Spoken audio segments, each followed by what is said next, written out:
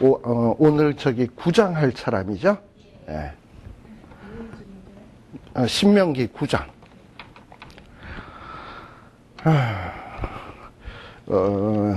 이미 말씀을 드렸습니다만, 신명기 요 5장에서부터 11장까지는 이미 시내산에서 주셨던 율법의 말씀들의 참 의미가 무엇인지, 정말 시내산에서 주신 계명을 잘 지키려면 어떻게 해야 되는지, 이런 것들에 대해서 소개해 주고 있는 내용입니다.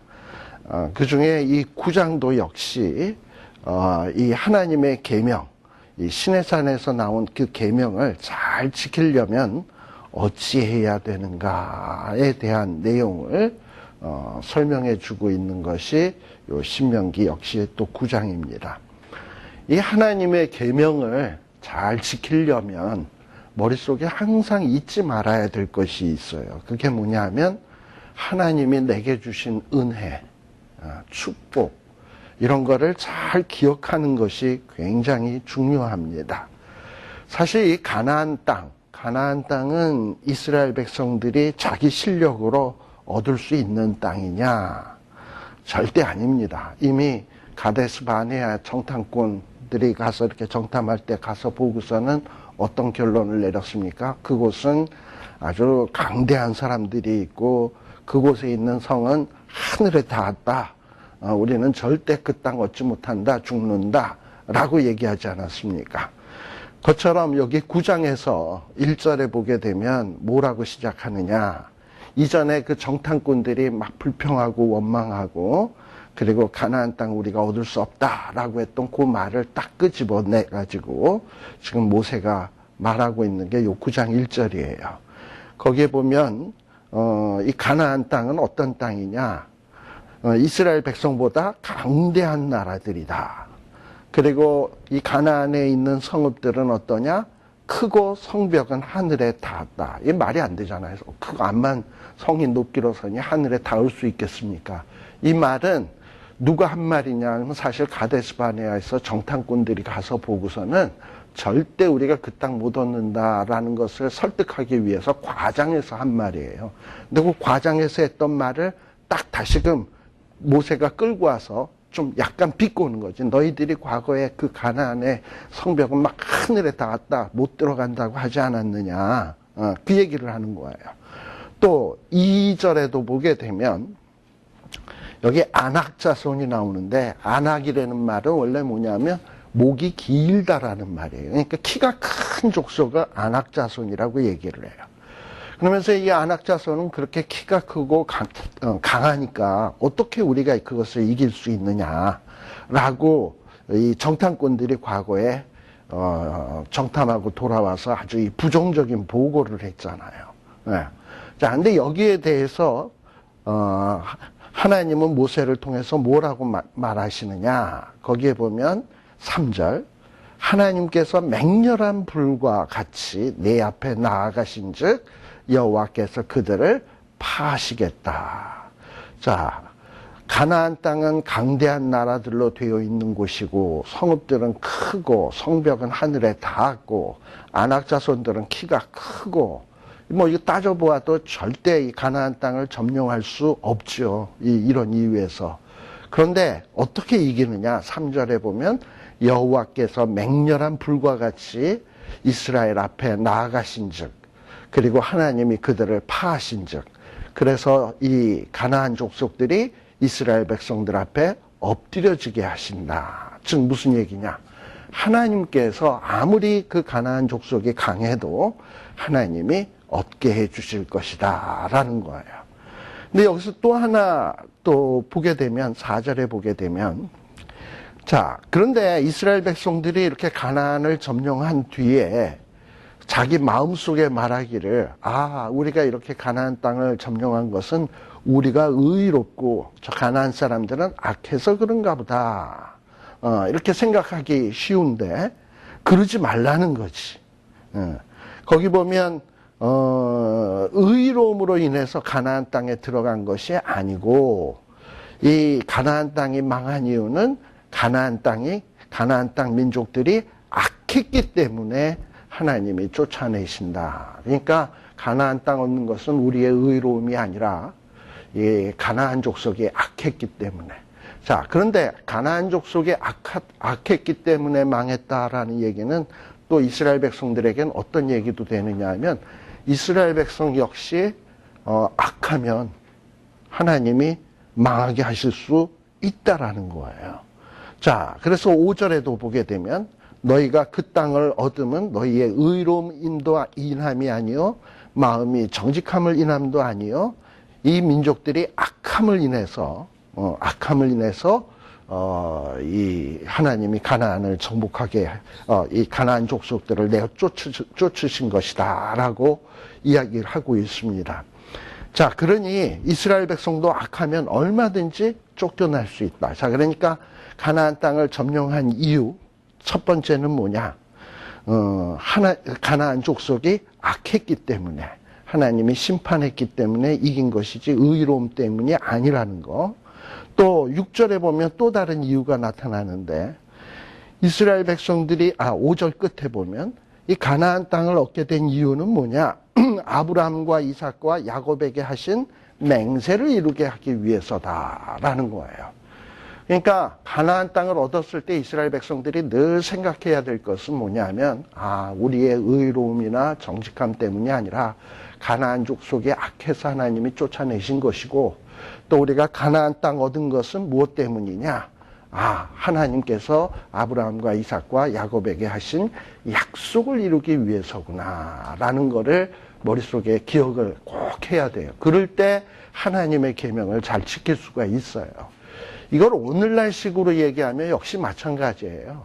우리가 이 죄와 사망에서 구원함을 얻은 것은 진짜 우리의 의로움 때문도 아니고 우리의 정직함 때문도 아니에요. 어떻게 보면 하나님이 하신 약속, 그 약속이 뭐냐? 우리 성경 요한복음 3장 16절에도 나옵니다만 하나님이 세상을 이처럼 사랑하사 독생자를 주셨으니 누구든지 저를 믿는 자마다 멸망치 않고 영생을 얻게 하신다라고 약속했거든요. 그러니까 우리가 구원 얻는 것은 의로워서도 아니고 정직해서도 아니고 예수님을 믿으니까 믿는 자에겐 영생 주신다고 약속했기 때문에 그 약속 때문에 우리가 구원 얻은 것이다 라는 것을 잊지 말라는 거예요. 그러면서 6절 이하에 보게 되면 원래 이스라엘 백성들은 의롭고 정직하지 못하다라는 것을 생생하게 설명을 해주고 있어요. 6절에 보면 이스라엘 백성들이 땅을 기업으로 얻은 것은 의로움 때문이 아니라 이스라엘 백성들은 원래 어떤 존재냐? 목이 곧은 백성. 어떻게 목이 곧은 백성이었냐? 자, 7절에 보면 광야에서 하나님을 경록해 했던 것을 잊지 말고 기억해라. 그래서 이스라엘 백성들이 출애굽을 하자마자 이 지금 모압 땅 오기까지 끊임없이 하나님을 경록해 했어요. 그 대표적인 지명이 어디냐면 8절에 호렙. 호렙에서는 무엇으로 경록해 했나요? 금송아지 사건. 그래서 이 금송아지 사건에 대해서 굉장히 길게 언급을 하고 있습니다. 근데 이 금송아지 사건이 하나님을 경록해 한 이유가 무엇인가? 이스라엘 백성들이 이 호렙산에서 하나님과 만나서 처음에 십계명의 말씀을 듣게 됐죠. 음성으로. 그때 너무나 두려워가지고 우리 더 이상 직접 음성 듣지 말게 하시고 모세가 다 앞으로는 당신이 나가서 듣고 우리에게 전달해 주십시오라고 했던 거 기억나실 거예요. 그런데 이 십계명은 최소한 이스라엘 백성 전체가 직접 들었어요. 그리고 그 다음서부터 무서워서 다음에 나오는 계명들은 모세만 듣고 와서 전달하는 식으로 됐거든요. 근데 그게 출애굽을 한 지 한 3개월 됐을 때 시내산에서 있었던 일입니다. 자, 그리고서는 이제 모세가 산에 올라가서 40일 있은 거거든요. 근데 그 말한 지 하나님께서 십계명을 주신 지 얼마 됐다고 며칠 지나지도 않아서 이 호렙산에 모세가 올라갔을 때 산 아래에서는 이스라엘 백성들이 뭘 했냐? 우상 숭배를 한 거예요. 제1계명, 2계명을 어기고 있은 거예요. 그러니까 하나님을 두려워하는 것 같이 그러더니만 하나님의 명령 잘 지키겠다고 그러더니만 1주, 2주도 안 돼가지고 아마 이러고서는 금송아지 숭배하는 이런 일을 범하게 된 거예요. 그러니까 하나님이 볼 때 너무나 기가 막힌 거지. 잘하겠다고 그래놓고선 시간도 얼마 지나지 않았는데 하나님의 이 계명을 어기는 이런 범죄를 했기 때문에 이게 호렙산이에요. 자, 그리고 또 이 호렙산 금송아지 사건에 대해서 요 8절에서부터 시작을 해가지고 어디까지 나오느냐 하면은 쭉 내려가서 보면은 21절까지 요 금송아지 사건이 나옵니다. 자, 근데 여기 이 금송아지 사건에서 우리들이 좀 눈여겨봐야 될 것이 뭐냐 하면은 이 모세는 9절에 보게 되면 40주야를 거하면서 떡도 먹지 아니하고 물도 마시지 아니했다라는 얘기를 하잖아요. 왜 이런 얘기를 하는 것일까? 신명기에 보면 사람이 떡으로만 살 것이 아니라 하나님의 말씀으로 살 것이니라 라는 거 기억하시죠? 그거랑 조금 연관을 지어 볼 수 있어요. 모세는 떡도 먹지 아니하고 물도 마시지 아니하고 뭐 하고 있습니까? 하나님의 말씀을 듣고 있었어. 근데 죽지 않아. 물도 먹지 않고 떡도 먹지 않는데. 그리고 또 10절에 보면 하나님께서 또 돌판 말씀을 또 주셨어요. 자, 그래서 이스라엘 백성들은 사실 어떻게 사는 민족이냐? 떡을 위해서 사는 민족도 아니고 물을 위해서 사는 민족도 아니에요. 그냥 하나님의 말씀에 순종하면 떡이 없어도 물이 없어도 하나님은 살게 해주실 거예요. 그리고 떡이 진짜 필요하면 만나로, 고기가 필요하면 메추리로 먹이실 거라고. 그러니 그저 이스라엘 백성들이 힘써야 될 것은 오로지 말씀에 순종하는 일이어야 되는데 그렇지 않다라는 거죠. 이 말씀대로 살지 아니하고 금송아지를 숭배하는 이런 하나님의 계명을 어기는 죄를 짓게 되었어요. 자, 그 다음에 또 보세요. 11절. 그래서 여기에 자주 나오는 말들이 뭐냐면 돌판, 말씀. 11절에도 보면 40주야가 지난 후에 여호와께서 내게 돌판, 그 언약의 두 돌판 나와요. 즉 이렇게 자꾸 이렇게 말씀, 돌판에 기록된 게 말씀이잖아. 이게 자꾸 나오는 이유는 뭐냐면 이스라엘 백성들은 어떻게 살아야 된다? 말씀을 의지해서 살아야 된다. 라는 거예요. 자, 그런데 이 이스라엘 백성들이 이 16절에 보면 송아지를 부어 만들어서 급속히 여호와의 명하신 도를 떠났기로 하나님이 어떻게 했다? 돌판을 두 손에서 들어 던져 너희 목전에서 깨뜨렸다. 자, 그리고 또 18절에 보면 모세는 또 어떠냐? 또 역시 이전과 같이 40주야를 하나님 앞에 엎드려서 떡도 먹지 아니하고 물도 마시지 않고 이제 뭘 하는 거냐면 중보를 해요. 중보. 하나님 앞에 이스라엘 백성들을 위해서 중보의 기도를 합니다. 자, 그런데 이 모세의 중보로 인해서 이스라엘 백성들이 용서를 받습니다. 특별히 또 누구도 그러느냐? 20절에 보면 하나님께서 아론에게도 금송아지를 만든 책임을 물어서 아론에게도 진노하셔서 아론도 죽이려고 했어요. 근데 요때에 또 누가 또 중보를 하느냐? 20절에 보면 내가 그때에도 아론을 위하여 기도하고. 자, 그러니 이렇게 이스라엘 백성들이 진멸당할 위기에서 산 것, 아론이 죽을 뻔한 데서 산 것, 이 살게 된 이 결정적인 계기가 어디에 있냐? 모세의 중보에 있었다라는 거예요.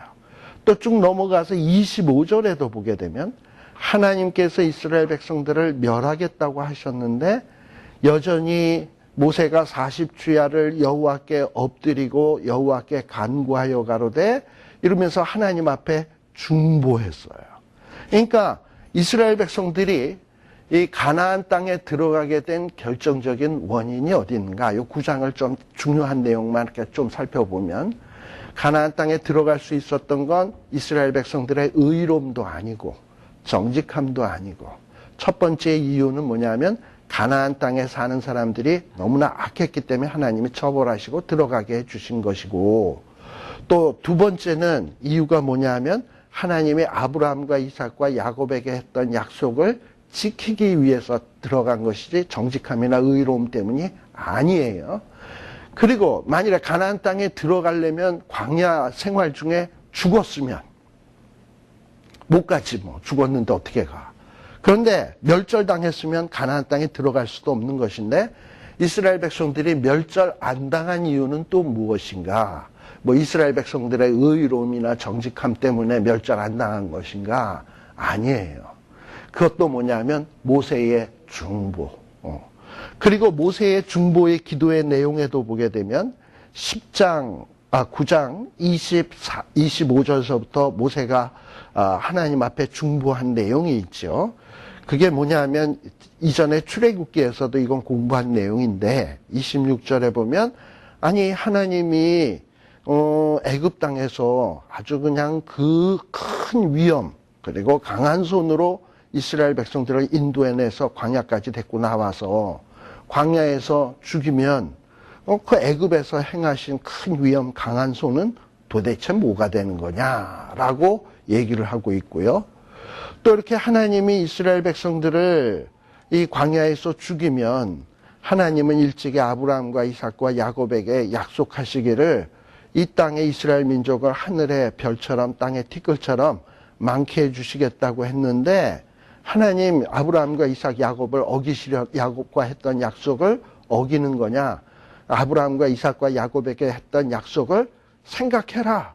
그러니 그 약속대로 이스라엘 백성들을 행하시지 이 백성의 강팍과 악과 죄를 보지 말아달라라고 얘기하고 있는 거예요. 그 다음에 또 28절에 보면 하나님이 만일에 이스라엘 백성들을 광야에서 죽이시면 여기 주께서 우리를 인도하여 내신 그 땅 백성, 여기 그 땅 백성은 누구냐면 애굽 사람들이 하나님이 저 이스라엘 백성들을 가나안 땅으로 인도하여 드릴 능력도 없고 또 이스라엘 백성 자기 백성을 미워해서 광야에서 죽이는 아주 그냥 잔인한 신이다. 하나님은 이렇게 얘기를 하면 하나님의 영광이 도대체 뭐가 되는 겁니까? 하고 모세가 기도한 거예요. 그러니까 모세가 중보하는 내용을 보면 하나님은 한번 큰 위험과 강한 손으로 일을 시작했으면 끝까지 끝을 보시는 하나님인데 끝을 보지 않고 중도에 이 이스라엘 백성들을 멸망시키면 하나님은 뭔가 이게 잘못된 거 아니냐.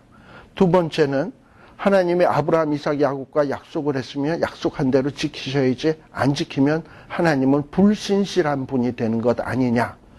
또 하나님이 그렇게 자기 백성을 죽이시면 이방 사람들이 하나님을 나쁜 신이라고 욕하지 않겠냐에 대해서 모세가 하나님 앞에 중보한 거예요. 자, 그런데 이스라엘 백성들은 이런 사실들을 머릿속에 잘 기억을 해야 돼. 우리가 오늘날도 하나님의 계명, 말씀에 잘 순종하고 우리가 순종을 잘할 수 있으려면 어찌해야 되냐? 내가 받은 구원, 나의 의로움, 정직함 때문이 아니라 하나님의 약속 때문이로구나. 그리고 나를 위해서 중보하는 분이 있었구나. 이 구약에서는 지금 모세가 중보를 하고 있었습니다만 오늘날에는 누가 우리를 위해서 중보하고 계시느냐? 우리의 예수님이 중보를 하고 있어요. 보세요. 심지어 누구도 중보자가 필요하냐면 아까 아론도 죄를 지으니까 하나님이 진멸한다 그랬잖아요. 아론 역시도 누구의 중보로 살 수 있었냐? 모세의 중보로 살 수 있었어요. 그런 면에서 여기에 나타난 이 모세의 모습은 누구의 예표냐 하면 장차 오실 예수님의 그림자야. 그래서 오늘날에도 예수님이 우리 하나님 앞에서 우리를 위해서 기도하십니다.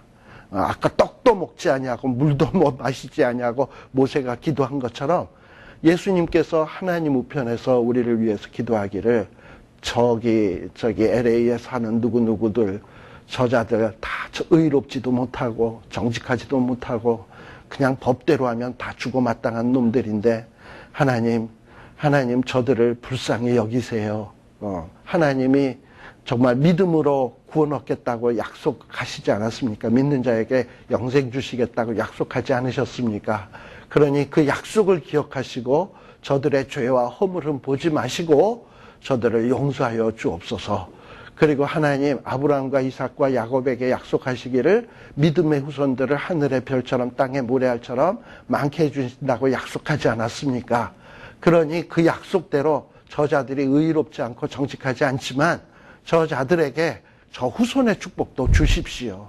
그리고 하나님 저자들이 예수를 믿으면 정말 땅에 들어가겠다고 약속하지 않았습니까? 어느 땅? 새하늘과 새 땅에 들어가겠다고 약속하지 않았습니까? 그러니 저자들을 저 땅에 들어갈 수 있도록 해 주십시오 하고 우리 예수님이 끝없이 우리를 위해서 중보하고 있기 때문에 우리가 가나안 땅, 우리식으로 얘기하면 새하늘과 새 땅에 들어갈 수 있는 축복을 받는 것이고 후손의 축복을 받는 것이고 멸절당하지 않고 생명 얻는 축복을 얻게 된다라는 거예요.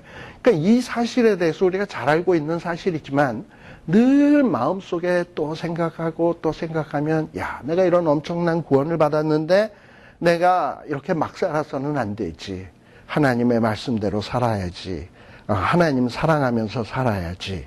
뭐 이러면서 우리가 하나님 앞으로 나아갈 수 있다라는 얘기입니다. 그래서 요 내용을 9장에서 설명을 해주고 있어요. 자, 그 다음에 또 10장에 가보십시다. 10장에 가보시면 또 역시 그 9장에 이어서 계속되는 얘기인데 이 시내산에 있을 때에 모세가 시내산에서 하나님과 이야기할 때 하나님이 뭐라 그랬냐, 이 돌판을 가지고 올라와라. 그리고 나무개를 하나 만들라. 그리고 내가 깨뜨린 처음판에 쓴 말을 그 궤 안에다가 넣어라. 그래서 처음에 시내산에 올라갔을 때는 하나님께서 직접 돌판도 장만하시고 돌판에다 직접 글자까지 새겨주셨어요. 근데 이스라엘 백성들이 금송아지로 하나님 앞에 타락하고 난 다음에는 그 타락했을 때 모세가 돌판을 깨뜨렸잖아. 그래서 다시 이 돌판을 만들기 위해서는 모세가 돌을 준비해 갖고 올라갔습니다. 근데 쓰는 거는 누가 썼냐? 하나님이 써주셨어요. 그리고 그 써주신 그 돌판을 어디에다 넣어야 되냐? 궤에다가 넣어야 된다라는 거예요. 자, 그래서 이 궤에다가 넣어야 된다라고 얘기를 해 주시고, 그 다음에 거기에 보면, 5절에 보면, 4절, 5절에 보게 되면, 3절에 보게 되면 모세가 돌판을 가지고 산에 올라가니까 하나님이 십계명을 판에다 써주시고 그리고 그것을 주시기로 모세가 내려와서 자기가 만든 궤에 넣었다라고 되어 있습니다. 자, 근데 여기에서 우리가 뭐 이거에 대해서 좀 이상하게 생각을 할런지 안 할런지 모르겠습니다만 출애굽기에서는 이 돌비를 언약궤 안에다가 넣는 일이 언제 이루어집니까? 여기서는 마치 금송아지 사건 직후에 언약궤 상자에다가 돌비를 넣은 것처럼 돼 있잖아. 그런데 사실은 그렇지가 않거든요. 어떠냐 하면은 그 금송아지 숭배하고 난 다음에 모세가 올라가서 그 다음에는 이제 내려와서 성막을 만들잖아요. 근데 성막 만드는데 한 6, 7개월 시간이 걸리거든요. 그리고 언약궤도 만들잖아요. 그리고 난 다음에 언약궤가 만들어진 다음에 넣은 거니까는 한 6, 7개월 지나서 된 일을 여기서는 마치 어떻게 기록하고 있냐면 그냥 금송아지 사건이 난 다음에 하나님이 다시 올라와라. 그랬더니 써서 기록해 주시고 넣어라. 그래서 내려오자마자 탁 넣은 것처럼 돼 있는데 그러다 보니까 출애굽기랑 신명기가 이게 조금 내용이 다르네, 모순되네. 또 이렇게 이상하게 생각하는 사람들이 있어요. 근데 지금 이제 신명기에서 지금 이렇게 기록하고 있는 이 이야기는 언제 이걸 돌판을 넣었냐 이게 관심사가 아니라 하나님이 이스라엘 백성들을 금송아지를 숭배했음에도 불구하고 모세의 중보와 하나님의 약속과 하나님의 긍휼하심 때문에 이스라엘 백성과의 관계가 회복되었다라는 데 초점을 두고 있는 것이지 뭔가 이스라엘 백성들에게 주신 언약궤가 어떻게 해서 언제 어떻게 이 안에 들어갔느냐 하는 것을 설명하려고 하는 게 아니에요. 그래서 이렇게 돌판을 다시금 주었다라는 건 뭔가 이스라엘 백성과 다시 화해가 되었다. 하나님과 화목이 되었다라는 것을 보여주기 위해서 하는 얘기죠. 그래서 이 10장에서는 뭘 얘기를 하냐? 하나님과 관계 회복에 대해서 얘기를 해요. 또 6절에 보게 되면, 6절 이하에 보게 되면, 비록 이제 이스라엘, 거기 보면은 부에롯 분에야아간, 이름도 힘들다. 이 부에롯 분에야아간은 뭐냐 하면, 아간의 자손들의 운물이라는 뜻의 지명 이름이에요. 아간의 자손들의 운물. 아마 지역으로는 에돔 지역쯤 될 거예요. 우리 성경에 보면 아간이라고 하는 인물이 나오지 않습니까? 에돔족 속에 피가 흐르는 사람이에요. 잡족 가운데 하나인데 아간. 근데 거기에서 발행을 해가지고 모세라라고 하는 곳에 이르렀다고 했는데 이 모세라라는 곳은 뭐냐면 뜻이 지명 이름인데 징벌이라는 뜻이에요. 징벌. 자, 근데 다 지명 이름입니다. 근데 요 에돔 지역 브에롯 분에야 아간에서 출발해서 징벌이라고 하는 뜻의 이름을 가진 모세라에 이르러서 아론이 거기서 죽어. 그러니까 아론이 죽었다라는 것은 어떻게 보면 징벌의 의미가 있는 거예요. 특별히 우리가 모세와 아론이 반석을 명하여 물을 내라 그랬는데 반석을 쳐가지고 물을 내가지고 하나님의 진노를 산 적이 있지 않습니까? 그로 인해서 모세와 아론은 가나안 땅에 들어갈 수 없게 되었다라고 되어 있는데 아마도 모세와 아론의 그 죄 때문에 징벌받아서 이 모세라라고 하는 곳에서 죽은 것 같아요. 근데 그렇게 아론이 죽는다고 해서 이스라엘과의 관계를 하나님이 끝내시느냐? 아니야. 아론의 뒤를 이어서 어떻게 하셨다고요? 엘르아살이 제사장 직임을 행하게 하게 하시고, 그러니까 아론이 죽었어도 하나님은 이스라엘 백성들과 교통할 수 있는 제사장 제도를 계속 지속하셨고, 또 7절에 보면 국고다에 이르고 국고다에서 발행하여 욤바다에 이른즉 그 땅에는 시내가 많았다라고 되어 있는데요.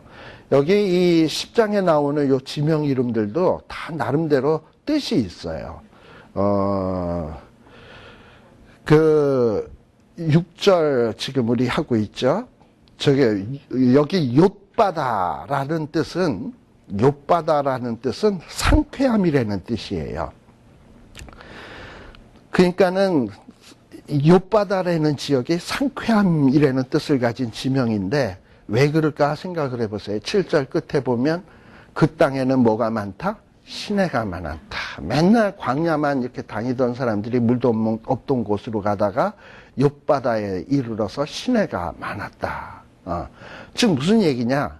하나님께서 이스라엘 백성들을 계속해서 이 제사장 제도도 진행케 하시고 또 그 광야의 험악한 곳에서 국고다에서 욤바다로 그리고 이렇게 하나님이 계속해서 이스라엘 백성들을 보호하시며 인도했다라는 거예요. 또 하나님께서 이스라엘 백성들이 하나님을 잘 섬길 수 있도록 또 누구를 또 구별했냐 하면 8절에 보면 레위 지파를 구별해가지고 이 레위 지파에게 언약궤를 맡기셨는데 특별히 이 레위 지파의 직임 가운데서 중요한 것이 뭐냐? 여호와의 이름으로 축복하는 거예요. 우리 민수기 6장에 보게 되면 제가 보통 축도할 때 이 민수기 여호와께서 그 얼굴빛을 너희에게 향하사 이러고선 하는 내용 아시죠? 민수기 6장에 보게 되면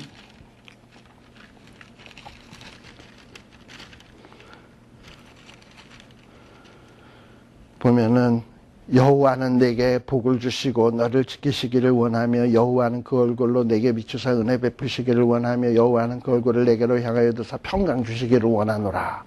이 제사장들이 매일 이스라엘 백성들에게 축복할 때 하는 내용이거든요. 그러니까 이스라엘 백성들의 가장 큰 축복은 뭐냐? 떡도 아니고 물도 아니고 가장 큰 축복은 여호와의 얼굴빛이 이스라엘 백성들에게 향하는 것. 이게 가장 큰 축복이에요.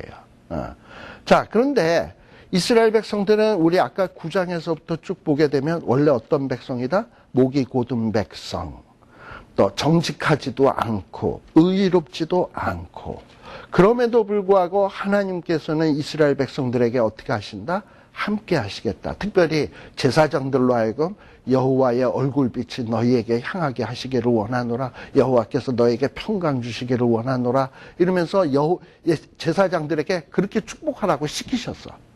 자, 그러면 하나님이 제사장들 보고 야, 너희들은 이스라엘 백성들에게 이렇게 축복해 해가지고 제사장들이 축복했다 이 말입니다. 그런데 하나님이 나는 함께 안 해. 얼굴빛 저 사람들에게 안 할 거야. 이렇게 하실 수가 있겠어요? 제사장들 보고 하라 그랬는데.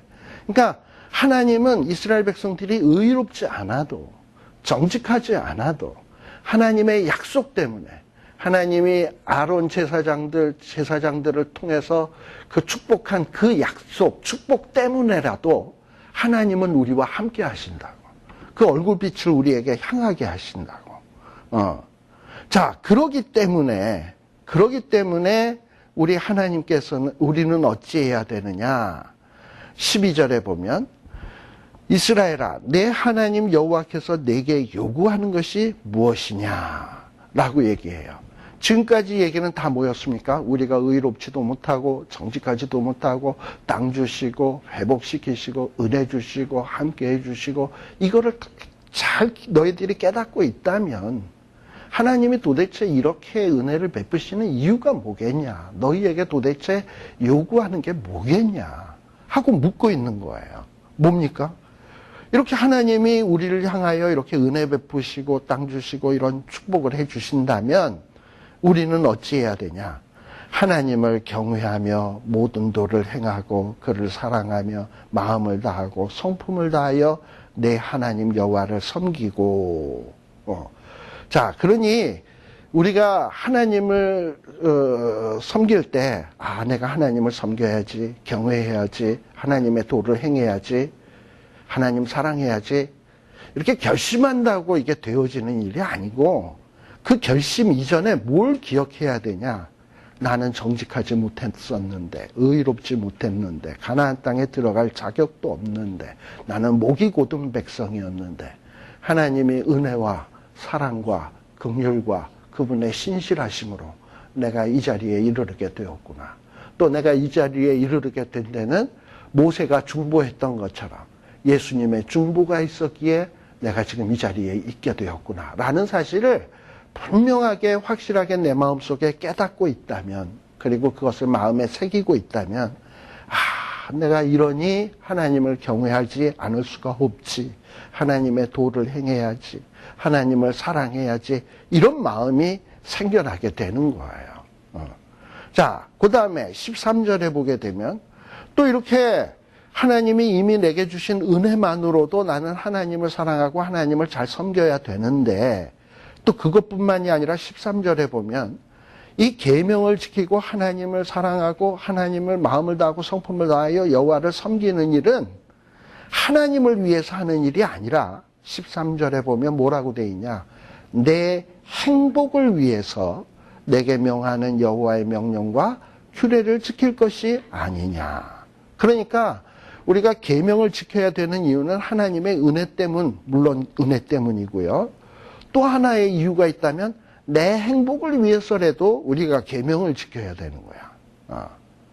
그래서 이게 바로 이런 어떤 계명을 지켜야 될 이유, 하나님의 은혜, 또 계명을 지키는 것이 내 행복, 이런 거를 분명히 안다면 하나님의 계명과 규례를 지키는 것이 결코 힘들지 않아요.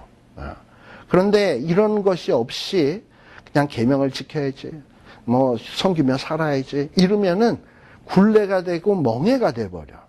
그래서 항상 내가 왜 계명을 지켜야 되는지 이 마음의 동기, 생각, 이것이 굉장히 중요하다라는 것을 모세는 지금 계속해서 설명을 해주고 있는 겁니다.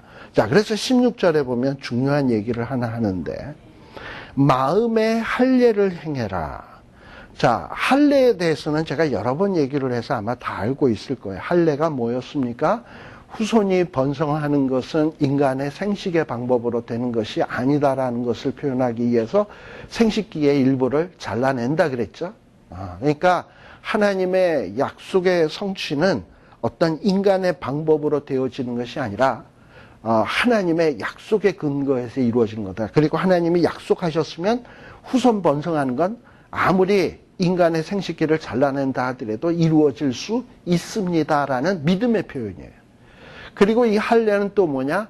내가 이전에 더럽고 추한 생활을 잘라버리겠다 하는 청산의 의미도 있어요. 근데 이런 어떤 하나님의 그 신실하심을 믿는 믿음, 그리고 내가 새로운 삶을 살겠다는 어떤 청산하겠다라는 다짐, 이게 다 어디에 있어야 되냐면 마음 속에서부터 나오는 거거든. 그게 마음의 할례예요. 그냥 할례만 받았다고 해서 자동으로 할례가 되는 게 아니라 하나님은 진정으로 내 마음속에 그런 다짐이 있는가? 정말 하나님을 약속을 신뢰하는 믿음이 있는가? 청산하겠다라는 다짐이 있는가?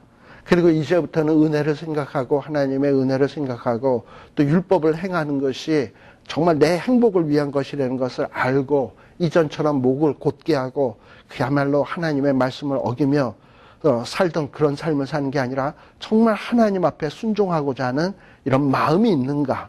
이게 바로 마음의 할례를 받으라는 겁니다. 자, 이렇게 마음의 할례를 받은 사람은 어찌 사느냐? 이 하나님의 자녀가 된 것을 감사해가지고 하나님처럼 살기를 원해. 자, 17절서부터 18절, 19절이 바로 그 얘기예요. 하나님은 어떤 하나님? 신들의 신, 최고의 신이라는 얘기고 최고의 주라는 분이고 가장 능하시고 두려우신 하나님인데, 근데 이 하나님은 어떤 하나님이냐? 사람을 외모로 보지 않고 뇌물도 받지 않고, 그리고 특별히 사회적인 약자들, 고아, 과부, 나그네 이런 자들을 사랑하시는 하나님. 자, 이렇게 하나님이 이런 하나님이라면 우리가 보통 누구를 사랑하면 사랑하는 사람을 닮잖아요. 그것처럼 하나님이 이런 하나님이시라면 이런 하나님의 백성들은 이런 하나님의 모습을 닮아야 돼. 특히 이스라엘 백성들은 애굽에서는 노예였고 광야에서는 홈리스였고 나그네보다도 훨씬 못한 존재였죠. 뭐 그런 존재였는데 하나님이 그들을 사랑해 주셨잖아. 근데 그 사랑을 받았으면 이스라엘 백성들도 어떻게 해야 되냐? 하나님처럼 이런 마음을 가지라는 거예요. 특별히 20절에 보면 여호와를 경외하여 그를 섬기며 그에게 친근히 한다라는 말이 나오는데, 친근이라는 말은 그 뭐라 그래요? 우리 보통 껌딱지라는 말 들어보셨어요? 쫙 달라붙는 것. 이게 친근이야. 하나님께 그냥 쫙 달라붙어 가지고 그냥 하나님 편에만 그냥 서는 거, 이렇게 하라는 거예요. 이게 친근히 하는 거예요. 자, 그래서 이렇게 하나님 앞에 쫙 달라붙어서 살면 하나님이 엄청난 축복을 주시는데, 이미 이것은 이스라엘 백성들이 경험했던 바예요. 22절에 보면 이스라엘 백성들이 애굽에 내려갈 때 겨우 몇 명이었다? 70명. 그런데 이제는 하늘에 별같이 많게 했다라는 거예요. 하나님은 이렇게 하나님의 은혜에 근거해서, 신실하심에 근거해서 이렇게 이스라엘 백성들에게 축복하시는 하나님이시다. 그러므로 너희들이 이 하나님의 계명에 순종해야 된다라고 얘기를 합니다. 그러니까 지금 우리가 9장과 10장의 내용을 잠시 살폈습니다만, 하나님의 계명, 법도, 율례, 그리고 하나님 섬기는 일, 이것은 우리가 해야지 하는 일이 아니라 그 근본 동기가 어디서부터 나오느냐가 참 중요해요. 나는 목이 곧은 자, 정직하지 않은 자, 의롭지 않은 자인데 하나님의 은혜로 구원받았구나. 그리고 나는 가나안 땅 절대 들어갈 수 없는 자인데 하나님의 이 모세의 중보처럼 예수님의 중보로 말미암아 새하늘과 새 땅에 들어갈 수 있게 되었다. 그리고 이 계명과 율례를 지키는 것은 또한 하나님을 위한 게 아니라 내 행복을 위한 것이다 라는 어떤 마음의 다짐들, 이런 것들이 마음속에 있게 되면 이 하나님을 닮고 싶어지고 하나님처럼 살고 싶고 그리고 또 그렇게 되면 하나님이 엄청난 축복을 주고 이런 것들을 우리가 정확하게 알고 있다면 그리고 믿고 있다면 이 신앙생활을 잘 할 수 있다라는 것을 지금 이야기하는 겁니다. 지금 모세는 이제 이 모압 평지에서 가나안 땅에 들어갈 백성들이 어떻게 하면 그 가나안 땅에 들어가서 복되게 살 수 있을까 하는 것을 가르치기 위해서 지금 이 신명기의 말씀을 하고 있는 거예요. 그래서 그런 어떤 모세의 마음을 이해하면서 이 하나님의 계명을 잘 지키려면 어떻게 해야 되는지 설명해 준 것을 우리들이 잘 우리도 마음에 새겨가지고 해야 되지 않겠나라는 생각을 해봅니다. 우리 오늘 여기까지만 하고 일찍 끝냅시다.